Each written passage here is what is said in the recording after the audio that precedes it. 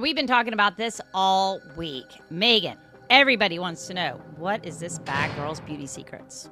And I wanted to know myself, so I called Lily Stewart up, and I'm pretty sure I'm not the only one checking in on the Mugshot Queen. Well, on a serious note, Autumn, you've got a horrific story from the archives.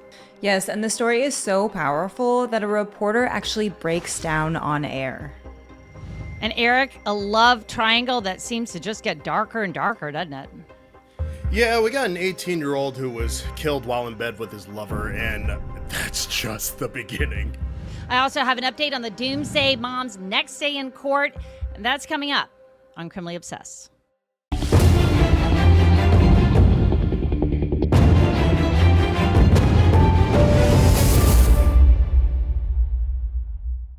Megan, I've got to start with you this week.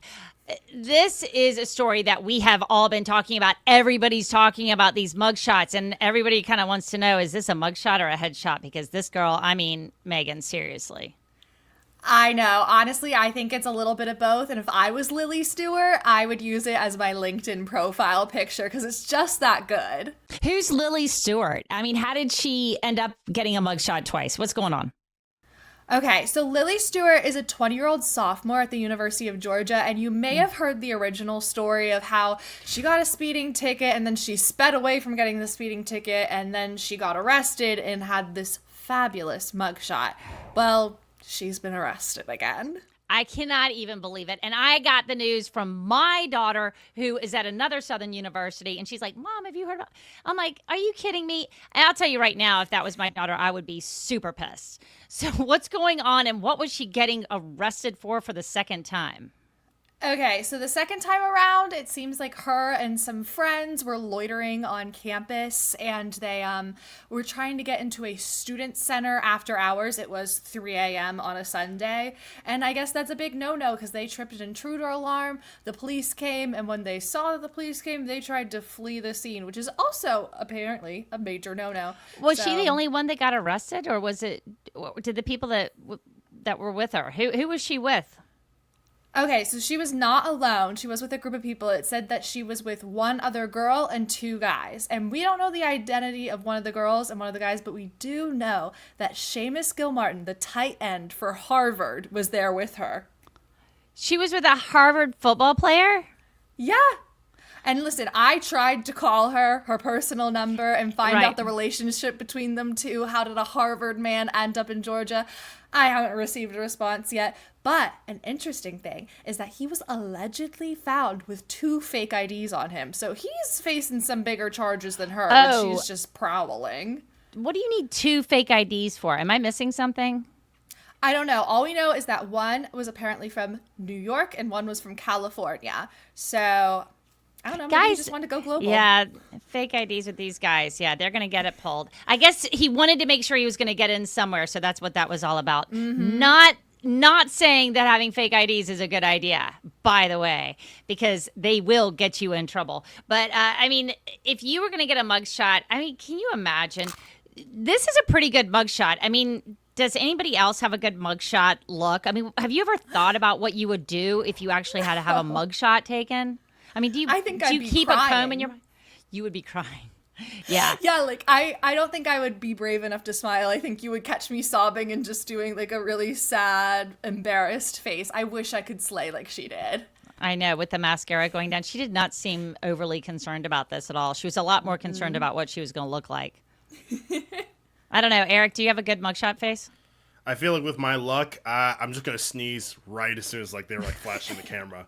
Which, honestly, legendary. I'll take that. I'll take that as my legacy. Well, I know. And Autumn, it's not like we haven't seen a few mugshots, right? Right.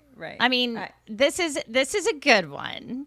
Okay, everybody, 15 seconds of fame. Do you think that she's going to capitalize on it? Who thinks we're going to have something? Eric, should she? What? How would you capitalize on this? Unless you're getting a L'Oreal sponsorship, I don't know what else is going to come from getting arrested twice. Granted, she looks great. She looks fantastic. I would die for just an inch of that hair, for real. But like, I don't see this being like a long-standing thing. I think we're gonna forget about this in like 2 weeks. You think we'll forget about our Autumn? I mean, we've seen these things live for a minute. I mean, do you? Jeremy Meeks married like an heiress after his mugshot went viral. So I think, if enough people think, she's hot, maybe there's something out there for her. Criminals aren't, they have not been barred from Hollywood. So No, they have she's not. got And a bad shot. behavior is not necessarily a bad thing. What do they say about publicity? There's no such thing as bad publicity. Maybe that's no what such thing as bad press. Yeah. I have a sorority girl that's a little bit younger than Lily Stewart. And I'm telling you, as a parent, I would be pissed. I am just going to say it. Like, there was no way that because this costs money, you guys, like speeding tickets. Now she just got in trouble with this. I mean, if she gets arrested again, I'm not saying she's going to, but she really needs to keep herself out of the limelight, as it were, or she could be in big trouble with her parents. But thank you so much, Megan. I know you'll keep us up to date. And if you by any chance get to talk to Lily, can you find out who does her hair for us? Of course. Okay. We're going to come to Autumn now. She has got a new show on Criminally Obsessed, The Mysterious Disappearance of, and we're looking at an incredible case that is going to be a parent's worst nightmare, I think. Tell me what we're talking about. It really is, Anne. This story takes us to 2002 in Oregon City, Oregon, where two girls, Ashley Pond and Miranda Gaddis, went missing. And I got to dig through so much archival footage on this case, and there were things that touched me personally about this. I mean, the reporter who covered the case and just really how it all played out. I mean, this was a small community. Maybe 15,000 people lived there at the time. And you learn throughout the case that you don't really know who you think you know. Oh my gosh, a small town with two girls that just vanished. I mean, I can only imagine what those families were going through.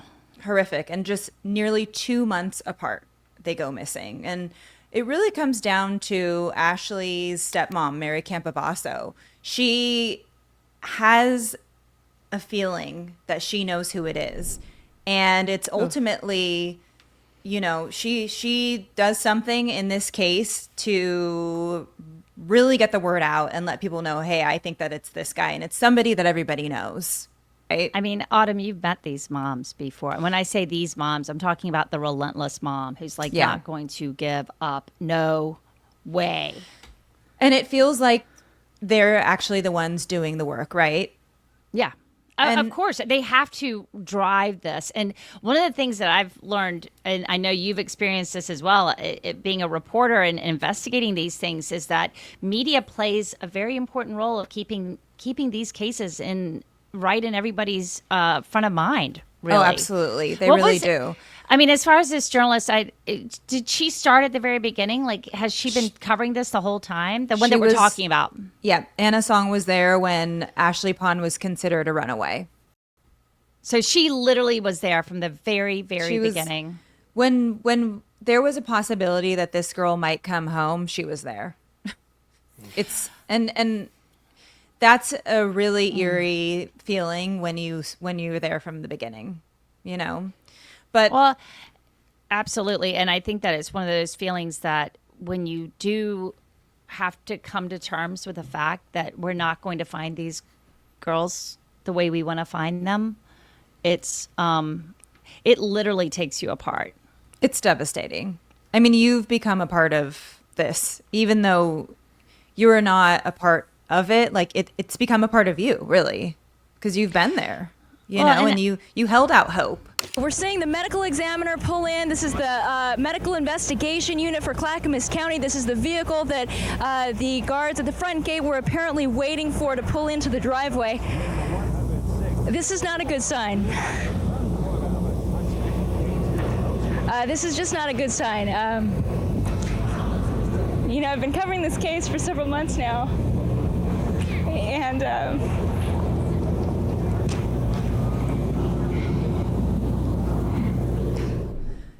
I think, we see these cases in the news, and I wanted to ask everybody, to contribute.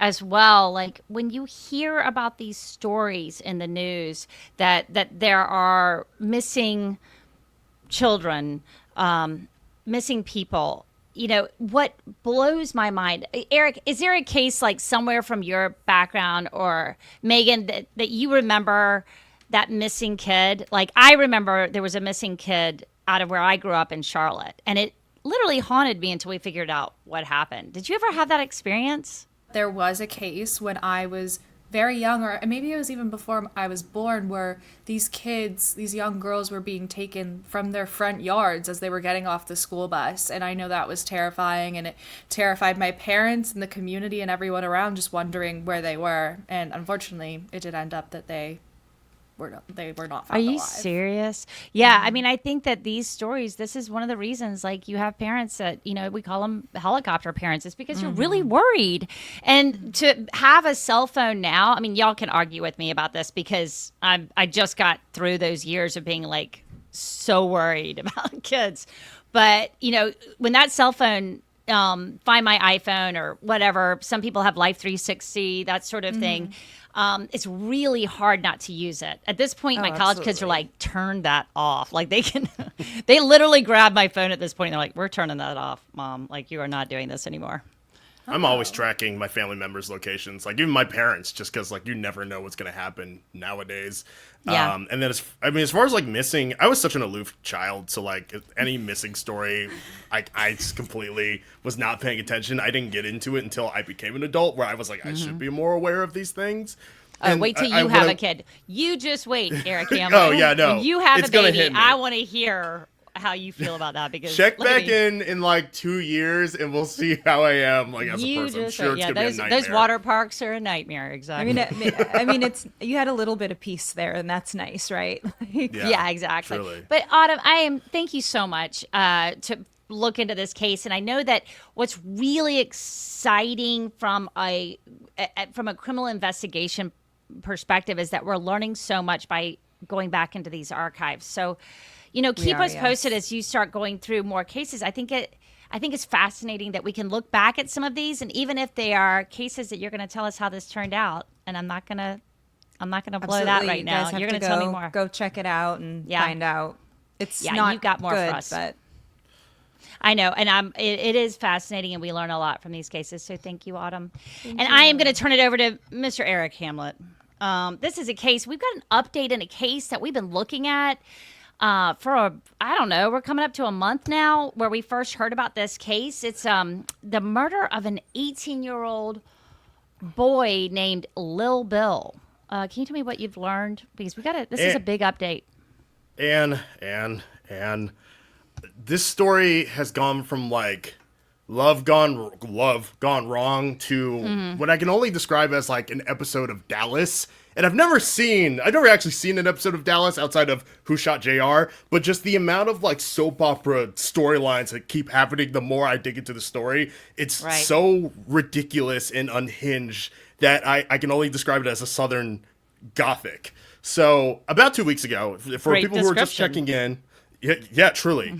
About 2 weeks ago, I brought up the story of Jonathan Belk.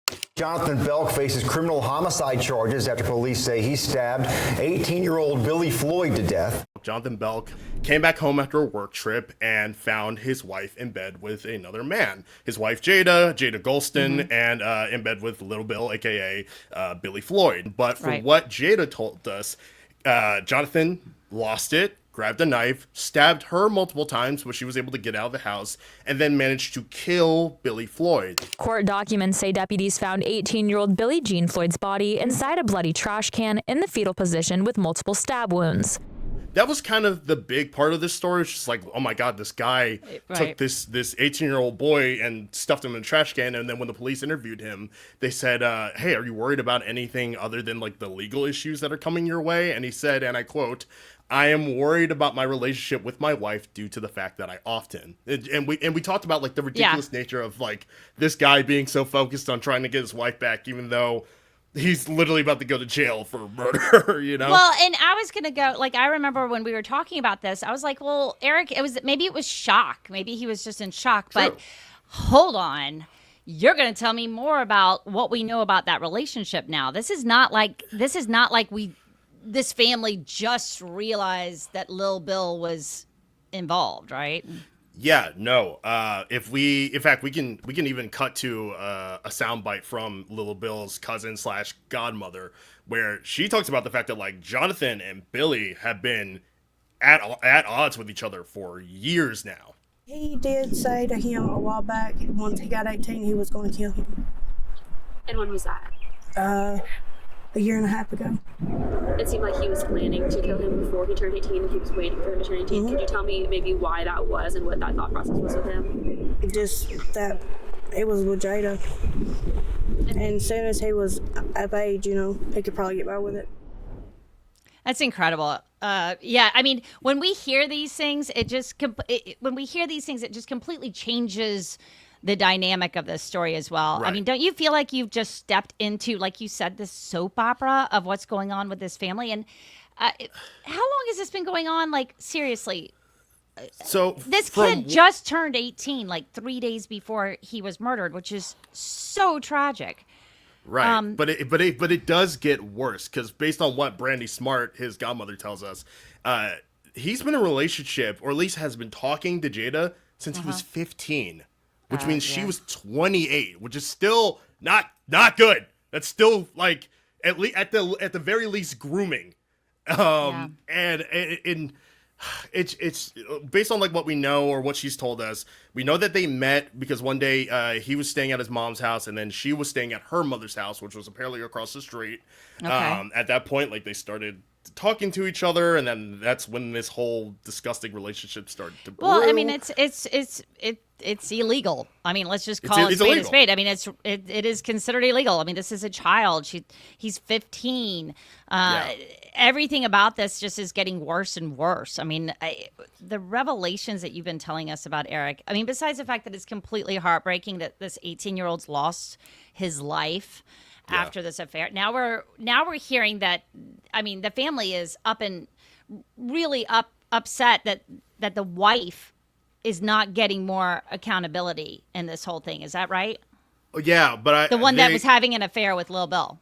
Exactly. But based on what the sheriff of Squatchy County has said, he basically said he hasn't confirmed anything, but he does believe that new charges are going to be coming he says their way. So whether that's Jonathan or whether it's Jada, we don't know yet. My odds are probably Jada has some explaining to do when it comes to this relationship. It really is insane. And then the more that you hear about her dynamic with Jonathan, it sounds like she liked to poke the bear a lot when it came to their relationship. She liked to like really get him like going and find ways for him to like get riled up about something. We know based on court documents that like they were not supposed to be in contact with one another regardless. Jonathan apparently needed a babysitter, and I guess he needed his wife, who was not living with him at the time of the murder, to come and watch the kids while he was out of town.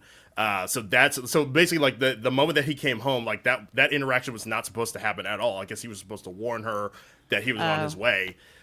We also know that like Jonathan has a mean streak. He actually beat a 16-year-old boy about 12 years ago because of Jada saying that the boy was looking at her and doing something sexual like towards her, and then he came over and beat him. Was he arrested for that, or was he convicted of that? He was arrested. He was arrested, and I believe the charges, they originally were assault. They dropped it to vandalism, which just I don't know how that happens, but he did have to pay money towards the medical bills and also the amount of time that the 16-year-old had to miss for work. So we know that like Jonathan can get angry and can get mean. So like the mother of that 16-year-old said the fact that this whole thing happened is not shocking whatsoever. So the family was kind of supporting, or it seemed that they were okay with this affair that was taking place? It seems like they were at least like they were definitely aware of it for sure. I mean, it seems like everybody was aware of it. I don't know if they were necessarily okay with it. Yeah. But I mean, even if that they will all weren't, come out, right? Yeah, it will probably come out. But even if they weren't, you're talking about like a 15-year-old kid who, I mean, when you're a 15-year-old kid, you're already not going to listen to your parents or like anybody else in your family telling you, hey, don't hook up with this 20-year-old woman. Like that's just gross and also a bad idea. But like teenagers are dumb. I'm 30 now. 15 years old. That was 15 years ago for me. Right. I was a moron. So I'm sure I would have done something. I mean, I hope I wouldn't, but I'm sure I would have done something similar. Well, I think absolutely. I mean, I think mistakes are made at that age, but it also is just so sad because it's like a grooming it's allegedly a grooming situation because we know that that this boy who died was 15 when all of this started. I want to throw it out to everybody else. What do you think as far as holding the wife accountable? I mean, we know that she got hurt, right, Eric? She was hurt in this whole attack. She was stabbed. She had to go to the hospital. So she was also a victim of what was going on at the time before Lil Bill died. But tell me, Megan, what do you think? Do you think that the wife should be held accountable, and how? What does that look like? Absolutely. See, the thing is, I feel like there's like some phenomenon in society where it's like when someone cheats on their partner, they always blame the other woman or the other man, and that's how Billy ended up dying. So I'm just like, he got punished, and then that other case that Eric was just talking about of the other 16-year-old also getting beat up. It's like it's always the minor's fault. That doesn't make any sense. Like honestly, like Bill shouldn't have been there. He shouldn't have been in that relationship. Someone should have been protecting him, and the fact that he was there and he was murdered is like despicable. And I just hope that she doesn't walk off free because honestly, in the first place, it's her fault that he was in that situation. So I hope she does face some jail time if the grooming allegations are true. Yeah. I mean, and we've heard all these stories about teachers and in the past, you get into a situation and I guess in a place where a lot of families have a lot of close ties, which this sounds like, there's a lot of opportunity to be around this boy as he was growing up. So yeah, it's something we're going to absolutely have to watch, aren't we, Eric? Totally. It's going to be a whirlwind. I think too, I see a lot in places where they talk about boys that are in this situation and they don't talk about it the same way they do it as girls. And I think that such a good point, Autumn. Yeah, there's an issue there because boys are also susceptible to being manipulated and to being put into these situations as vulnerable beings. But for some reason, when a boy's involved, it's not framed that way. So I absolutely think that she is responsible and something needs to happen. Because I also, when you brought up the other case, Eric, about the other teenager, that immediately made me wonder if she was involved with that teenager as well. Mm-hmm. So it's like, are you a serial predator? Yeah, that's. I mean, because it is. It's like if in these cases, I mean, this is predatory behavior. It is. And look, the husband's not right for what he did in either case, but I think we see where the problem is coming from here. Yeah. Well, and there are I two think villains a lot to the more story. is going to come out. There are, but and I think a lot more is going to come out. And it's when it's this difficult to unravel at the top, that the story is just going to get worse. Mm-hmm. So yeah, we've got a lot to watch on that, Eric. Thanks for keeping us up to date. No problem. But now, Ann, I'm going to go ahead and flip this back on you. You can't go around asking me questions and you're not going to get away with me asking you questions. So, Ann, you have a huge case that you've been following, and I really wanted to know more about it. The Doomsday mom, Lori Vallow Daybell, she's back in court. What is going on? I know. I mean, how can you have multiple life sentences? You are in prison consecutively in life sentences, and Lori Daybell is going back to court. She got extradited to Arizona. So just quickly, if you remember Lori, hopefully y'all remember this case because it's unbelievable. It's a lot. Lori and Chad Daybell are the Doomsday. It's called the Doomsday Murders. And basically what happened was tragically they got involved in cult-like behavior. It got extremely radical. Lori sort of says that she sort of fell under the spell of Chad. Of course, there's a lot of falling under the spell both ways. But this is her. She was already married. She was on her 4th marriage, and to a guy named Charles. She had 2 kids. And when she sort of falls in with this guy, Chad Daybell, who is to her a prophet, they decide that her children are zombies. Her husband needs to go, and his wife needs to go. So basically what we know right now is that the murder she's going up for right now was one that happened before they decided to murder her 2 children, Tylee and the little boy JJ, who was a vulnerable young child. And the reports are that he was autistic. So it is so tragic. So they go through this. There was this long, drawn-out trial. They tried them separately. Lori got tried. Chad got tried in Idaho. Now, and Chad, by the way, got the death penalty for killing his wife and the 2 murders of the children. And she got the life sentences for the 2 children, who were, by the way, buried in the backyard of Chad. And the wife, she got a conspiracy to commit murder. So now she goes back because, of course, her husband was also dead, Charles Vallow. And Charles is now... I really need like a flow chart, I swear. Charles is the 4th husband of Lori, and she is not the one that allegedly pulled the trigger. It's her brother, Alex Cox, who died supposedly of natural causes. So we can't bring in Cox right now. So she's up on conspiracy to commit murder, starts in about a week. And guess what?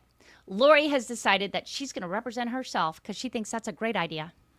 That's never gone wrong for anyone who's ever tried to do that before. No. Never. No. Ted Bundy? No. Dylan No. Roof? No. No. Yeah, it always goes really well when you decide that. And I've been watching these pretrial hearings, Eric, and I cannot get past the makeup and the curled hair.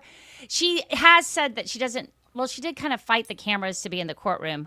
But she believes that she's going to be exonerated and she's going to get off the hook, but she's going to represent herself. And so we're starting to get some seriously interesting details about what this trial is going to look like in about a week.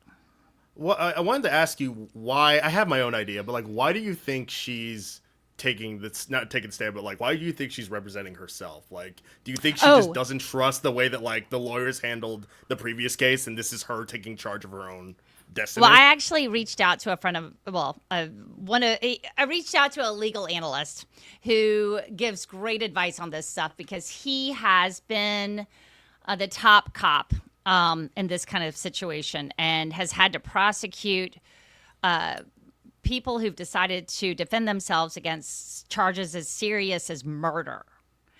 And he says that there is a method to the madness here because Lori will naturally, and prosecutors, from what I understand, hate it when the defendants like to do this.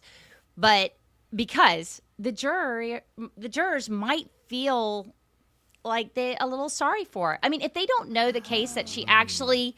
Yeah. So what if they don't know that she thought that her kids were allegedly zombies? You know, maybe they don't know the whole backstory. I mean, we're talking about it right now. It's on the other side of the country. So there's a chance that there's going to be, you know, maybe people in Arizona that weren't paying attention to this at the time. So she's hoping that she's going to walk in there. By the way, it looks like we don't have final word from the judge. I don't think it could be we may have one by the end of this week, but that she's going to be able to wear her own clothes. She's going to look like a mom. Okay. She has something they call a rack belt on, which I've never heard of. Have you ever heard of a rack belt? Nah, but all I can picture is like a WWE size belt that like spins like John Cena's. Oh my god! It's spelled RACC. Does anybody know what a rack belt is before I tell you? Yeah, let's throw it to the audience. Does anybody know what this is? I'm just imagining, like, Tell me what you think a rack belt is. Yeah, I'm imagining from A Christmas Carol, like there's that like song or whatever where it's like they're all in locks and chains and all of that stuff, and they have like the waist one where it's like your arms are attached to your waist. Okay. That's pretty good. That's Really? pretty good. Well, I mean, using technology these days. So what they're going to try and do, this is what we understand right now, is that if she wears her own clothes, because she's defending herself, so she has to get up there and talk to witnesses, and she needs to be able to talk to the judge, and I'm sure there's bench time and all that stuff.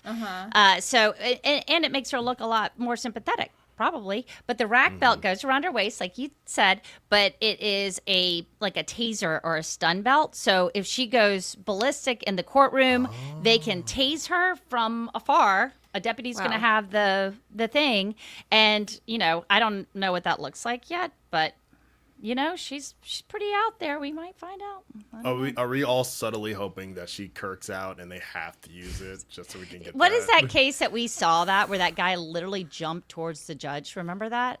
Oh, I can't but remember yeah. the cases, but I remember the video for sure. Yeah. Yes, he leaps Right on. over. Well, to give her credit, though, guys, she has got to have some jailhouse lawyers. And that's what this prosecutor that I spoke with, he was telling me that there's usually a lot of jailhouse lawyers working pro bono in these jails and prisons. So she's gotten some pretty good advice. I was going over her documents, and they were right on. Like, she was asking very intelligent questions, but once again, she is not a lawyer. So chances are things are going to go south during this trial. It's supposed to last 5 weeks. Oh, wow. Well, I'll throw it to the floor. Does anyone think this is a good idea? Like, Anne's given her points of like how this could work in her favor, but does anybody else actually believe that like this will work for Lori? Do I think it's a good idea? No. Do I have some advice for her? Yes. She should reach out to Lily Stewart and see who she gets her hair done by, so at least she looks kind of professional on the Oh day. my god. Well, and her hair right now, I mean, okay, I have to tell you guys where we've seen Lori before all this went down. Do you know where she was? I mean, this is a woman who was a pageant lady. She ran for Mrs. Texas. She's a pretty lady. And she was on Wheel of Fortune. Oh, so she can do her own hair. My advice means nothing. Way before all this went on. Exactly. But there is a lot of questions about her mental stability. I know that they had a lot of questions in the first trial. They had to get her mentally competent to stand trial, because the things that you hear in the interviews that she's given, or the way that she's talked about her, zombie children, that sort of thing, this has been very disturbing information and a lot of radical cult-like language. So there is going to be a lot of questions about, hey, how far are we going to let this go? Before we go, we have got to ask Megan one more question. And I have got to know, like, you went to crime camp, didn't you? I did. I went to crime camp at the University of Florida. Okay, what is crime camp? Because immediately I'm thinking that you're in trouble. Are you in trouble, Megan? I am not in trouble. In fact, some would say that this is some sort of reward for being just the best employee. Some may say that. Maybe it's just me. But the way I've been explaining crime camp to people, because everyone in my life has been like, what is crime camp? Is that it's an adult summer camp, like sleepaway camp for true crime lovers, where we learned a lot about forensics and crime scene investigation. And it was, let me tell you, very hands-on. Was it? So what? Okay, give me your, like, did you ever play that game Roses and Thorns when you were little? Like, give me your highlights and lowlights. I don't know if I have many lowlights, but I can give you some good highlights. I think you'll find this really interesting. So one of the lecturers at crime camp, she was a crime scene investigator consulted on Susan Smith's case. Oh, no, that's very interesting, Megan, because we were both there for her last parole hearing.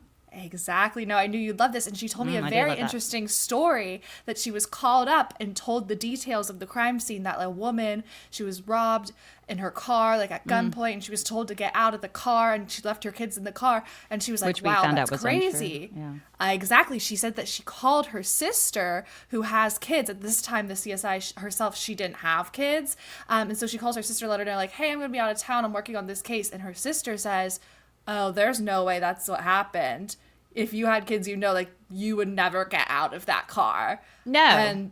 And that's what ended up bringing that theory to light, and that's what she brought to the police. That is very cool. That is very cool. So, okay, crime camp. Who are your people that go to crime camp? Who is your audience at crime camp? Who wants to be there? Okay, going into it, I had no idea what to expect, but getting there, everyone like came from completely different backgrounds. Like, it was crazy. Some people, owned art galleries or worked in psychology or did graphic design or data entry, like all different backgrounds. You didn't have to necessarily work in true crime. And then it was all different ages too. I think I was one of the youngest. I think there was another girl my age there, so 24, but it ranged all the way up to, I'd say, at least like mid 70s, like people participating and really being a part of it. And let me tell you, everyone was having fun, no matter their background or their age. I think it sounds like so much fun. I did see one picture because you've got these reels that have gone completely crazy on Instagram, and they're so much fun to watch. So I love that you got an alligator in there. That made me kind of happy. I don't know why, but I'm glad that you saw a little bit of nature while you were in your crime camp. Oh, it was awesome to see an alive animal, because we did have to deal with some gross. I'm going to tell you what I think your low light was. I think your low light was you found blood on your shoe. That would freak me out. I think it's fake blood, but I just think that. I'm not sure. We did a lot of activities with blood spatter. Actually, low light, if I have to bring one up now, maybe the blood spatter that's still on my shoe, a stain that I cannot get out, or the fact that I did have to like pick maggots out of a decomposing pig carcass. That was rough for me personally. I think other people were way more excited by that than I was. Yeah, I'm not good with maggots either, to be honest. But I do want to know, they do this every year. Eric, Autumn, any interest, or do we need to send Megan back for a year or two? I have already signed up. Have you really? I want to go.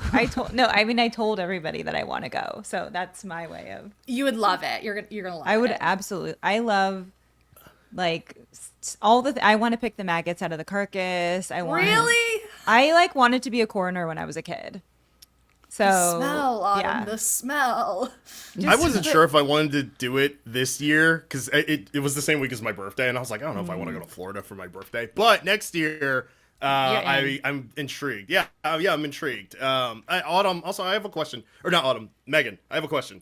Did they have it in Florida because of like how crazy Florida crimes usually are, and it just like Florida man having to work out that way? Yeah, because it's a big Florida man state.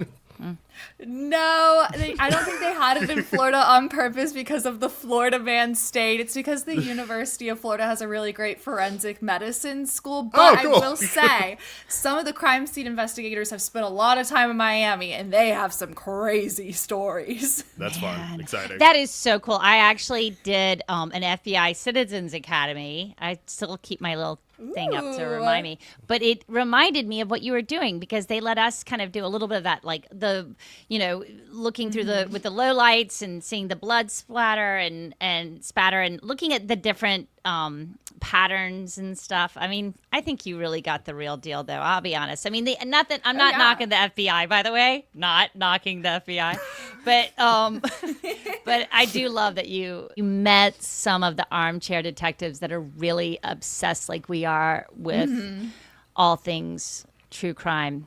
Well, that's going to do it for us at Criminally Obsessed. Thank you so much for joining us. And if you like what you heard today, please like and subscribe and leave us comments. We want to know what you think. Would you go to crime camp? And what about Lily Stewart? I guess we're all a little worried she's going to get arrested again. We'll see. But stay in touch with us, and we will stay in touch with you.